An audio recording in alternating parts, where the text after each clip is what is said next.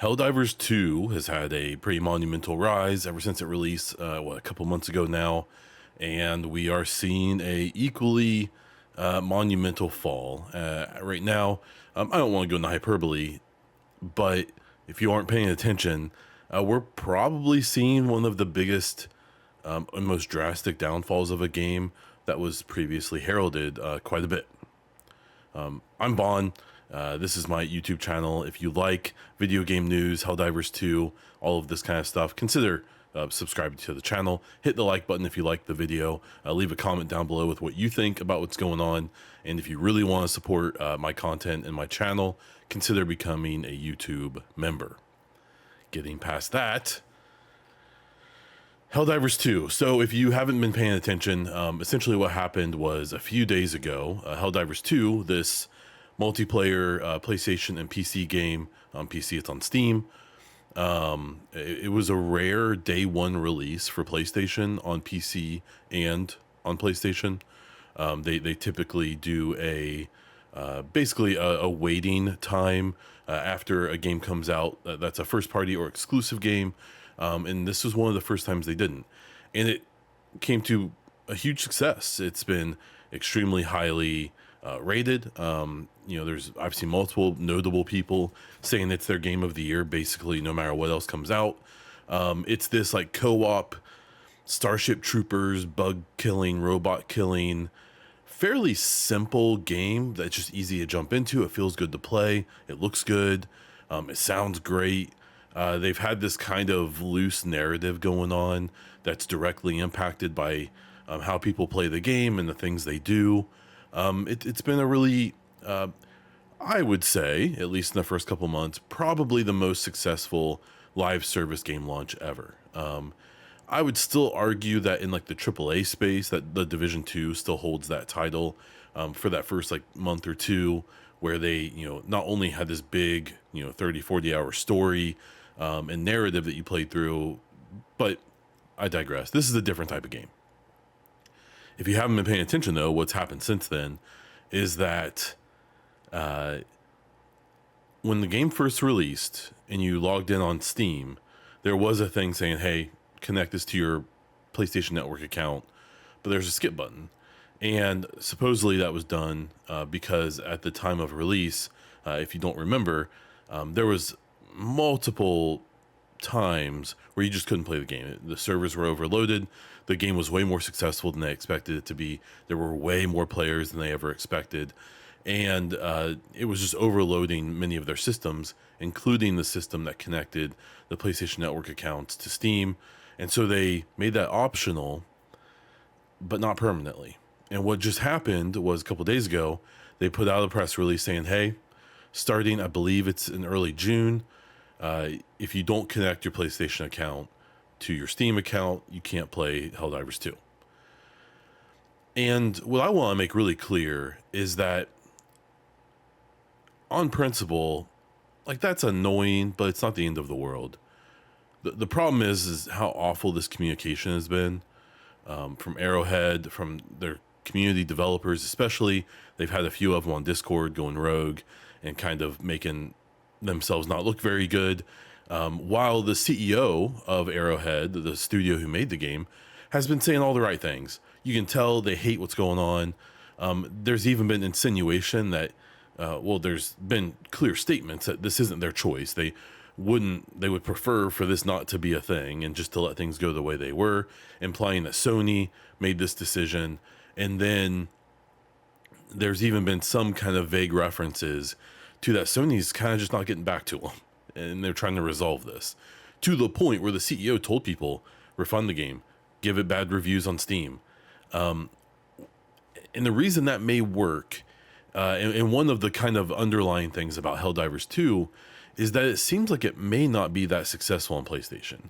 It seems like it isn't really selling that great there. I don't know if the performance isn't great on there, or if it's just maybe not that typical audience's type of game. I mean, with Sony, you really do have a very first person, or not first person, but narrative story kind of, first party game focus, or sports, right?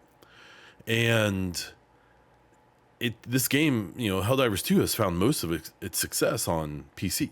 on Steam, right? So this has obviously been a big hit to that on the Steam reviews. They've had, I think, over 200,000 negative reviews in the last couple of days. That's taken them from a, I think, mostly positive rating to a mixed rating, and it's very likely going to go even lower, which I've seen people refer to that as review bombing, and I don't think it is. Review bombing would just be if it was one of the stupid Sweet Baby Inc. things or something like that, and people were given bad reviews just because they felt like it, right?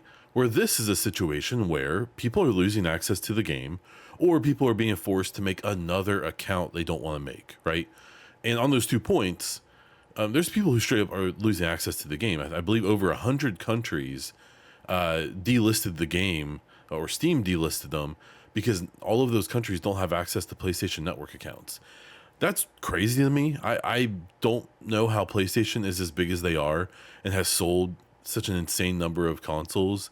And there's so many countries. And if you look at the list, it's not, there's countries on there that are extremely surprising. First world countries that, as far as we know, have fully functioning internet networks and I assume have PlayStation community members or consumers. The other point of just not wanting to make an account, that's been the biggest pushback I've seen, is especially Sony fans just being like, oh, stop being babies, just make an account. I mean, even on my own example, in kind of a first world problems kind of way, I had an account literally 15 plus years ago. It's connected to my main email address. There may be a simple way to recover that. I have no idea. I haven't logged into it in over a decade. I hope. So if that doesn't work, then I have to, use a different email address, maybe one that I don't actually use for anything else. Then that kind of sucks, and it's just kind of a pain. So for me, it's more of just like a pain in the butt, but it's not that big of a deal. But for other people, it is. Like these people who are in countries where they can't play it. Sure, they could VPN, but then they're breaking terms of service for Steam almost certainly. They're also breaking terms of service for Sony. And so if they make an account and say they live in the United States and they don't, they might get away with it. It might work. But if they ever get caught or if it ever gets noticed, then they'll lose access to the game anyways. And they very well could get banned from Sony services entirely or from Steam entirely. And if you have a whole library of games and you get banned from your Steam account, it's a bad day, right? So just telling people to lie or cheat isn't an answer for this either. And so I think this is really interesting. I'm curious to how it's going to work out. I've seen people say like, oh, Sony will relent. Sony will, backtrack, and they might not, man. Sony doesn't really have much reason to do that. Sony being at the tip top of the gaming industry, being the best selling console, having all these big time first party games, having all the accolades and all the momentum behind you, even if things maybe aren't going so well in the background, but that's a conversation for a different day. They might not. They might just say, yeah, that's how we want it to be. Sorry, folks. And they can probably afford to do that. I'm sure Arrowhead doesn't want that because this has been a nightmare for them. They'll probably be fine in the long run, but this is definitely a bad look for them in the short run because you're talking about a studio that kind of went from nothing to being one of the most respected studios in gaming because of how they've handled this release. I think that this is going to be a big message to a lot of third-party devs who were planning on, doing IP for PlayStation, making their games exclusive to them, even if they are also on PC, of like, hey, remember who's in charge. And if you don't want to lose that much control, if you don't want to lose control of the narrative here, the way that Arrowhead has, maybe that's not such a good idea. Obviously that's tough because if you're a third-party dev getting tapped to make an IP, an exclusive game for the platform that has the most units out there, if we aren't talking about Switch, of course, but if we're talking about, the platform that has 70 plus million units out there, that has all of the respect and all of the accolades of, having the Naughty Dogs and all their first party studios that have gained them all of this good faith in Sony and PlayStation, it's hard not to sign up for that, to take that deal. But then you see here where that may come back to bite you because, something that's not talked about much, at least in my opinion, is that, Sony has a lot of really kind of not great, kind of anti-consumer stances and ways they do things, the way they handle remakes, the way they handle next gen versions of games, the way they, kind of kind of do everything besides their games and their hardware kind of not great when it comes to their systems, their UI, their software, all of that. But at the end of the day, who really cares? And I guess we'll see.